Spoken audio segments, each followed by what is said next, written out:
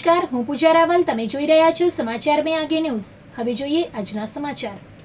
સામાજિક ન્યાય અને અધિકારિતા વિભાગ, ભારત સરકાર, અલૌકિક જૈન અને જિલ્લા વહીવટીતંત્ર મહેસાણા સંયુક્ત ઉપક્રમે આયોજિત તથા મહેસાણા લોકસભાના સાંસદ શ્રી હરિભાઈ પટેલ સાહેબ દ્વારા પ્રેરિત દિવ્યાંજન સાધન સહાય એસેસમેન્ટ કેમ્પમાં માનનીય ધારાસભ્ય શ્રી મુકેશભાઈ પટેલ, બેચરાજી તાલુકાના ધારાસભ્ય શ્રી સુખાજી ઠાકોર તેમજ મયંકભાઈ નાયક, તૃષાબેન પટેલ, મહેસાણા જિલ્લા પ્રમુખ તેમજ ભારે સંખ્યામાં કાર્યકરો ઉપસ્થિત રહ્યા હતા. તેમજ મયંકભાઈ નાયક દ્વારા આશાબેન ઠાકોર ઓલિમ્પિક્સ ગેમ્સમાં મેડલ જીતવા બદલ 51,000 રૂપિયાનું ઇનામ આપ્યું હતું. તંત્રના સહયોગથી દિવ્યાંગોને સહાય આપવા માટેનું એસેસમેન્ટ આજનો જે નિદાન કેમ્પ યોજાય છે, આ કેમ્પમાં મંચસ્થ મહાનુભાવોમાં આપણા લોકલાડીલા માન્ય સાંસદ રાજ્યસભા માન્ય શ્રી મયંકભાઈ, જિલ્લા પંચાયત પ્રમુખ બેન તૃષાબેન, અમારા જિલ્લા ભાજપના પ્રમુખ માન્ય શ્રી ગિરીશભાઈ, ધારાસભ્ય માન્ય શ્રી મુકેશભાઈ, સુખાજી ઠાકોર, ઓએનજીસીમાંથી પધારેલા ઈડી માન્ય શ્રી સુનિલકુમારજી, અમારી મહેસાણા ડેરીના ચેરમેન માન્ય શ્રી અશોકભાઈ, મહામંત્રી શ્રી ભગાજી ઠાકોર, લોકપાલ શ્રી ગિરીશભાઈ, તાલુકા શહેર ભાજપ પ્રમુખ માન્ય શ્રી કિરણભાઈ, તાલુકા ભાજપ પ્રમુખ ભાઈ શ્રી રજનીભાઈ, કલ્પનાબેન તાલુકા પંચાયત પ્રમુખ, આરોગ્ય સમિતિના ચેરમેન ભાઈ શ્રી મિહિરભાઈ, માન્ય ચંદ્રકાંતભાઈ, જિલ્લા ભાજપ મંત્રી ભાવનાબેન ગોર, મહિલા પ્રમુખ ભાજપ મહામંત્રી માન્ય શ્રી નટુભાઈ, દીપકભાઈ, પ્રકાશભાઈ, પૂર્વ ચેરમેન માન્ય Shri Rameshbhai Solanki, vice chairman APMC ભાઈ ધીરુભાઈ ચૌધરી, જિલ્લા ડેલિગેટ મુકેશભાઈ, રાજુભાઈ, કિરણભાઈ ચૌધરી, ચંદ્રકાંતભાઈ, ભોગીભાઈ પટેલ, પૂર્વ પ્રમુખ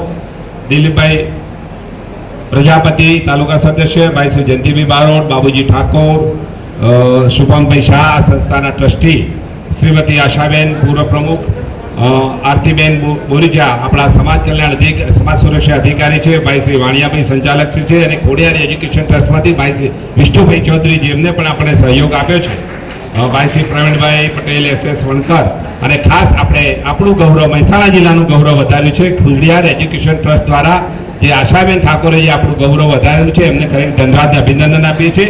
અને સૌ મંચસ્થ હોદ્દેદારો, મહાનુભાવો, કાર્યકર્તા મિત્રો, પત્રકારો અને ખાસ તો જે દિવ્યાંગો અહીંયા પધાર્યા છે, તેમના લીધે આ કાર્યક્રમ સફળતા આપણને મળી છે. કે દિવ્યાંગો સાથે પધારેલા સૌ વાલીઓ અને ભાઈઓ બહેનો, દિવ્યાંગ નો અર્થ આપણે જો કહેવાય દિવ્ય, એનામાં જે તેજસ્વીતા કેમ આવે, એનું જીવન દિવ્ય કેમ બને, પ્રકાશમય એનું જીવન કેમ બને, એની સતત ચિંતા આપણા યશસ્વી વડાપ્રધાન માન્ય શ્રી નરેન્દ્રભાઈ મોદી સાહેબના નેતૃત્વમાં આ દેશનું સુકાન જ્યારે ચાલી રહ્યું હોય, ત્યારે આ દેશમાં માન્ય મોદી સાહેબ એવું કહેતા હતા,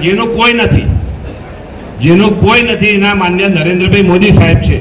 પાટણ નગરપાલિકાની સામાન્ય સભામાં કેન્દ્ર સરકારની વન નેશન વન ઇલેક્શન નીતિને સમર્થન આપતો ઠરાવ બહુમતીથી પસાર કરવામાં આવ્યો છે. નગરપાલિકાના પ્રમુખ હિરલબેન પરમારે આ પ્રસ્તાવ રજૂ કર્યો હતો.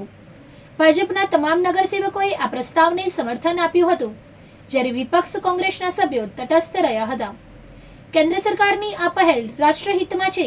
આ પદ્ધતિથી ચૂંટણી ખર્ચમાં ઘટાડો થશે, સાથે જ દેશમાં એકસૂત્રતા લાવી શકાશે. વિધાનસભા અને લોકસભાની ચૂંટણી એક જ સમયે યોજવાથી ખર્ચ પર નિયંત્રણ રાખી શકાશે, સાથે જ સુચારુ આયોજન થઈ શકશે. સરસ્વતી તાલુકાના કાંસા રોડ પર એક ગંભીર અકસ્માત સર્જાયો હતો. એક ડમ્પર અને બાઇક વચ્ચે થયેલા અકસ્માતમાં બાઇક સવાર મહિલાનું મોત નીપજ્યું હતું. બીજી તરફ અકસ્માત બાદ ડમ્પર ચાલક વાહન મૂકીને ભાગી ગયો હતો. દરમિયાન ત્યાં હાજર લોકોએ ઉશ્કેરાઈને ડમ્પરને આગ ચાપી દીધી હતી. ત્યારે સરસ્વતી પોલીસ સ્ટેશનમાં ફરિયાદ નોંધાતા ડમ્પર ચાલક પોલીસ સ્ટેશનમાં હાજર થયા હતા. તેમણે ડમ્પર સળગાવનાર અજાણ્યા વ્યક્તિઓ સામે ફરિયાદ નોંધાવી છે. વિજાપુરના શાંકુતલ બંગલોઝમાં પાર્કિંગ મુદ્દે થયેલા વિવાદે ઉગ્ર સ્વરૂપ ધારણ કર્યું છે. 43 વર્ષીય મહેશ પટેલે નોંધાવેલી ફરિયાદ મુજબ તેમણે રસ્તામાં પડેલી ગાડી હટાવવાનું કહેતા આરોપીઓ સાથે માથાકૂટ થઈ હતી. આરોપીઓએ ફરિયાદીને ધમકી આપતા કહ્યું કે રસ્તો તેમના બાપની મિલકત નથી અને ગાડીઓ હટાવવામાં નહીં જ આવે. એટલું જ નહીં, મહેશ પટેલને ગાડીમાં નાખીને સળગાવી દેવાની ધમકી પણ આપવામાં આવી હતી. આરોપીઓએ સોસાયટીના રહીશોને જાહેરાત કરી કે જે કોઈ ફરિયાદી તેમના પરિવાર સાથે સંબંધ રાખશે તેને ₹11,000નો દંડ કરવામાં આવશે. આ રીતે ફરિયાદી અને તેમના પરિવારને માનસિક ત્રાસ આપવામાં આવ્યો હતો. પોલીસ ફરિયાદમાં પટેલ કમલેશ, પ્રજાપતિ ભરત, પટેલ જયંતિ, પ્રજાપતિ રમણ અને પ્રજાપતિ મીનાબેન વિરુદ્ધ ફરિયાદ નોંધવામાં આવી છે. વિજાપુર પોલીસે ફરિયાદના આધારે તપાસ શરૂ કરી છે. મહેસાણા શહેરના ટીબી રોડ પર કુખ્યાત બુટલેગર સુનિલ ઠાકોર અને દિનેશ ઠાકોર ઉર્ફે હવેલીના ગેરકાયદે બાંધકામો તોડી પાડવામાં આવ્યા છે. મનપા પોલીસ અને યુજીવીસીએલની ટીમે સંયુક્ત કાર્યવાહી કરી છે.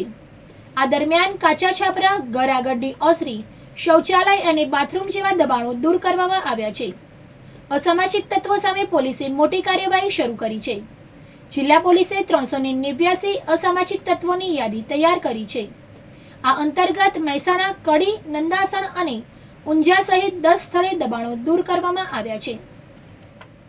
કડી તાલુકાના બાવલુ પોલીસે એરગન સાથે વિડીયો વાયરલ કરનાર યુવકને ઝડપી પાડ્યો છે. અગોલ ગામના જાહેદ બાબુભાઈ વાઘેલાએ 8 મહિના પહેલા રાત્રે એરગન સાથે વિડીયો બનાવી સોશિયલ મીડિયા પર વાયરલ કર્યો હતો. આ વિડીયોમાં તેણે પોલીસને ખુલ્લી ચેલેન્જ પણ આપી હતી. કડી તાલુકાના પોલીસ સ્ટેશનના પીઆઈ અને સ્ટાફને આ વિડીયો ધ્યાને આવતા તાત્કાલિક કાર્યવાહી કરી હતી. પોલીસે યુવક પાસેથી 110 સેન્ટીમીટરની ₹2,000ની કિંમતની એરગન જપ્ત કરી છે. આ પ્રકારની પ્રવૃત્તિ ગેરકાયદેસર હોવાથી પોલીસે યુવક વિરુદ્ધ કાયદેસરની કાર્યવાહી શરૂ કરી છે. યુવકે પોતાની ભૂલ સ્વીકારી માફી માંગી હતી. ઊંઝા પોલીસે અસામાજિક તત્વોની યાદી બનાવીને કડક કાર્યવાહી શરૂ કરી છે. નાયબ પોલીસ મહાનિરીક્ષક વિરેન્દ્રસિંહ યાદવ અને ડોક્ટર તરુણ દુગ્ગલની સૂચના મુજબ ઊંઝા પીઆઈ આરજે ધોળુકના નેતૃત્વમાં કાર્યવાહી હાથ ધરવામાં આવી. આ કાર્યવાહીમાં એક્ઝિક્યુટિવ મેજિસ્ટ્રેટ, નગરપાલિકાના ચીફ ઓફિસર, યુજીવીસીએલના કાર્યપાલ ઇજનેર અને સિટી સર્વેયર સમિતિની ટીમ જોડાઈ. 2 મકાનોના ગેરકાયદે વીજ જોડાણ કાપી નાખવામાં આવ્યા. આ ઉપરાંત શહેરમાં ખુલ્લેઆમ હથિયાર સાથે ફરતા તત્વો સામે જીપી એક્ટ કલમ 135 હેઠળ 2 ગુના નોંધવામાં આવ્યા. વધુ સમાચાર માટે જોતા રહો સમાચાર મેં આગે ન્યૂઝ.